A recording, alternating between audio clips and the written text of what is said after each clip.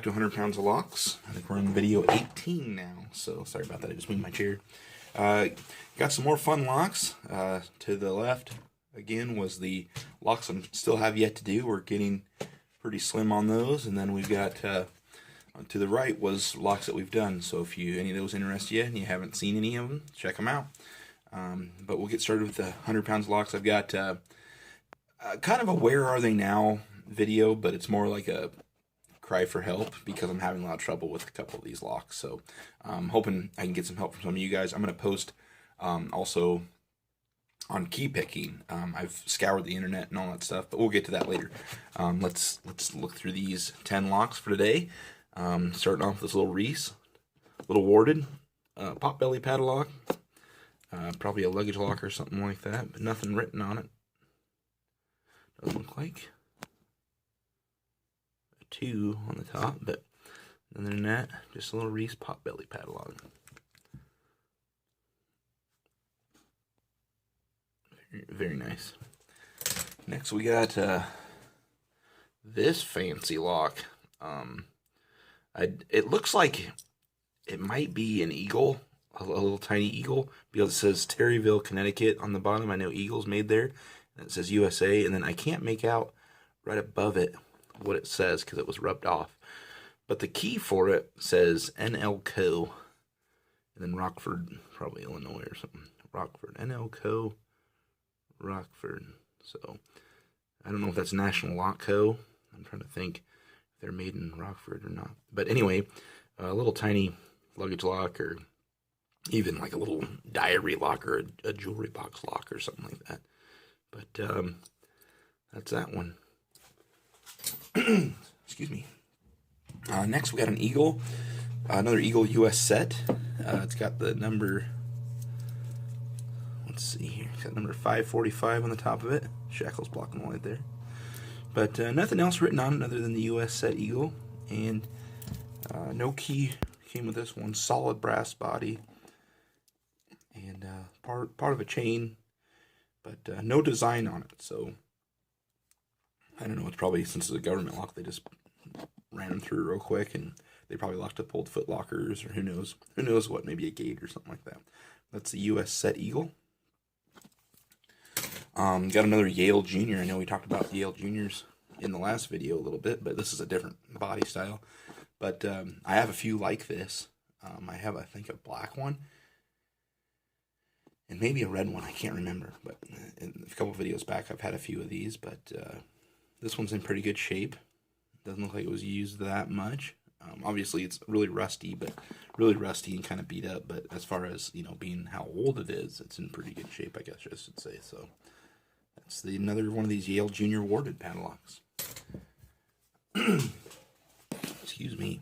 Got another Slymaker S-cylinder, little wafer tumbler, and this is kind of like those brass ones that say Slymaker on the back. I'll show you that from another video. I mean, they're almost identical as far as the shape of them. So, like I said, I don't know if Slymaker was like a newer version or maybe the older version of the Slymaker, but that's it. So, another one of these. These are pretty common in any old lots. You know, they had a lot of these. Were pretty popular, I guess, or probably cheap for that matter. But there it is, Slymaker USA. Nothing else written on it that I can see. Got another one of these frames. The reason I say another one is because it's got that core in it. That's got the exact same one of the one I, quote, fixed, or you can consider it fixed or destroyed. You'll know that when I make the video. But it's another pin tumbler. This one looks like it has a model number on it, 627, and that's kind of neat. It's got that texturized in the logo there, and then in all the, I guess, in all the insets there, it's got that texturization, so that's pretty neat. They put Made in USA at kind of an angle there, and nothing written on the top. Those are just scratches, I guess. But love that cool little profile. That is so neat. But anyway, another green frame, or not another green frame, but a green frame, and that enamel they put on it sure held up. So that's pretty cool. Next up, we got a Yale. These are also pretty common. I don't see them in red as often as I do like silver or blue. So they got the Yale Town Manufacturing Co. on the back of the shackle. And it's got some original keys. So that's cool. But it is just a wafer tumbler. Nothing too fancy about it. Let's see if I can get a good shot of that key. Yep. And I don't know why. Sometimes I see old keys like that. They've got those notches cut in them. I don't know if they did it to identify them in the dark or what, but I see a lot of old keys, you know, with just like these weird notches cut in the bows. So if anyone knows what's going on there, and that's kind of neat. Like the wear on it, you know, kind of makes it look like a kind of a picturesque little lock. Really cool. I like it. And the price tag was $10, and honestly, I'm surprised it didn't sell for that. Because with original keys, it's not worth a bunch, but I figured a Yale collector would throw that in their collection for $10. Got a FS frame Slymaker, and I'm not sure what it says underneath the thing. It's HDIV or something like that, or HDW, and then Going or something like that, or Hardware Co. maybe, Hardware Co. Inc. Hey, look at that! It's a frame Slymaker Hardware Company Incorporated. Maybe, I don't know. That's a guess, but it's a lot farther than I got when I first looked at it. So I'm proud of that. Made in USA, and it's got a neat little cylinder in it. It's obviously awarded, but back is the exact same thing as the front. So looks like they just stamped the same thing into both of them, but made in USA. Pretty heavy little lock for being awarded. So I'm sure a lot of the weight's in the shackle though, because the body feels pretty hollow.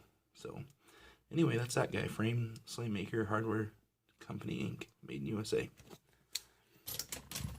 Next up, we got this Protex, and I don't know much about Protex, but I think I've seen a couple of them. I don't know. I'm guessing they might be not the most expensive locks. Who knows? But maybe they are. It's got number 2 up there in the top. I can't find any other writing on it when I looked at it earlier. But it's a warded cylinder. It's got a pretty neat keyway there for being a warded lock. Usually they're either straight or maybe have a few wards, but that one's pretty neat. But that's the Protex. It's got a really neat design on the front. I like that. It's got like a spear with it's axe. It's a battle axe. That's what it is. It's a dang battle axe. That's really cool. I like that. But yeah, you can see the two sides of the axe. It's a double-headed axe. Cool. Protex. Don't want to mess with that lock or whoever bought one. Last but not least, we got an American Series 20. Brass body, really heavy, nice old American. Obviously looks a lot like you would compare it to a 5200 or something like that, but it's got that old American logo hardened on the shackle, and it's got USA on the bottom. And then on the back, I thought this was neat.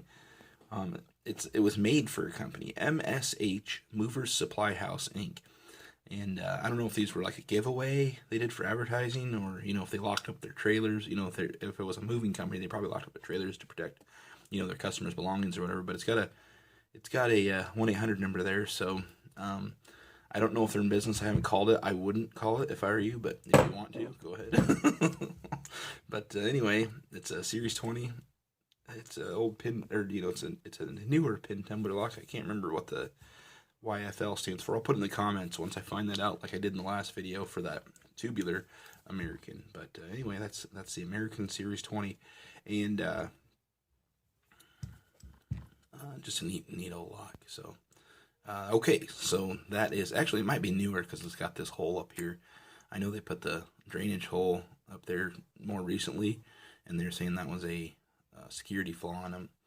But anyway, that's the American Series 20. I'll find out how old it is.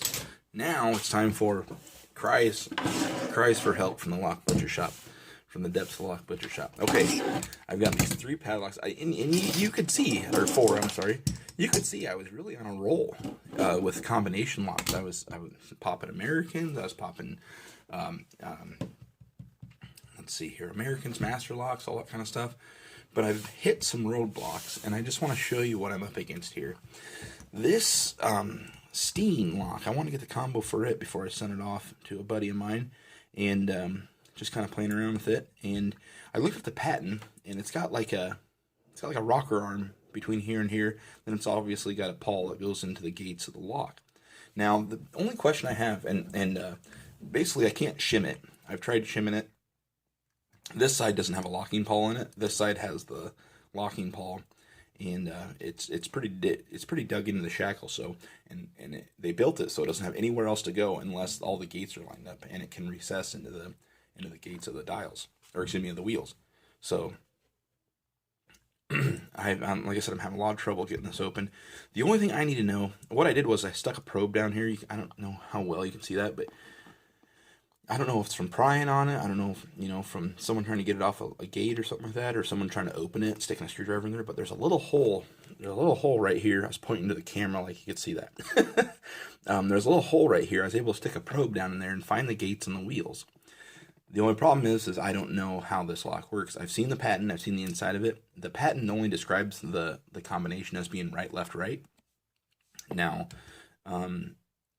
the only thing is it right, left, left, right? Like, is it two lefts and then right, like a master lock, or is it, is there something else? Is there something else you got to do? I'm hoping to find somebody who has one of these who can just at least tell me that, because if I have that, I've got the gates, and basically I just have to line the gates up. I've got the gates and the wheels where they all are over here from my probe, but I got to move it back to where the pawl will retract and all that stuff. So I've got to do that. But as long as I know how to put the combination in, I think I've got this one cracked. But I haven't found one on eBay. I haven't found one on YouTube. I haven't found one anywhere. But it's a Steen lock, triple wheel, I think it says, or triple metals. And it's got that combination code on the back. But I want to try to crack it.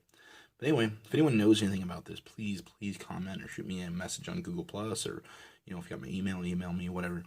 But that's that one. That's the trouble I'm having with that one. These two master locks are giving me fits, and I'll tell you why. I cannot, for the life of me, get. I bought these shims, and I bought them like 4 different sizes, so 4 different thicknesses and all that stuff. I cannot, for the life of me, get a shim in this one or this old guy either. And you look down there, it looks like it's got a ton of room. And maybe I'm just a novice. I'm not very good at it or whatever. But I cannot. Even the thinnest shim, I even made a shim out of a feeler gauge, out of a really small feeler gauge. I cannot get the shim in there. I cannot get a shim in there. And so maybe it's just bad luck. Maybe the machine was wore out that day, so they didn't have as much of a gap there as they normally do, or something like that. So they actually ended up making it better on accident. But these two locks, I cannot get shimmed open. So if anyone knows of a thinner shim I can get, or a different way to get into these, let me know, because I'll try that. And but yeah, any help on that would be appreciated. But these two, you can see the shim stuck in there, but it just, I don't know what the deal is, but I just can't get into these master locks. I can't get them shimmed. So that's another cry for help on those. And then Dudleys. I've got a bunch of these Dudleys. This is one of the newer ones, but I've got a bunch of the older ones. I can't shim these, so I want to know if that's possible, if there's a trick to it or anything like that. And, if there's any other opening tips, or if anyone can recommend a video, or anyone could make a video or something like that. I've seen a lot of videos on, they make computer programs and all that kind of stuff to figure out what the combo is, or under 100 combos or something like that, but that didn't help me. It didn't help me at all. So if anyone knows a trick to get into Dudleys, let me know. I'd appreciate that, because I've got a bunch of these I want to get cracked open. So anyway, that's the cry for help from the Lock Butcher Shop. So a little bit longer on this video, but that's all right. A lot of these locks were cool to look at anyway. So thanks for watching. I'm going to wrap it up now. Thanks for watching, and I hope you're enjoying the series as much as I am making it. And like I said, if you know anything about these locks, where they came from, or anything about them that I didn't mention, or that I don't know, please leave in the comments. So thanks a lot for watching, and hope you enjoyed the video, and we'll see you next time.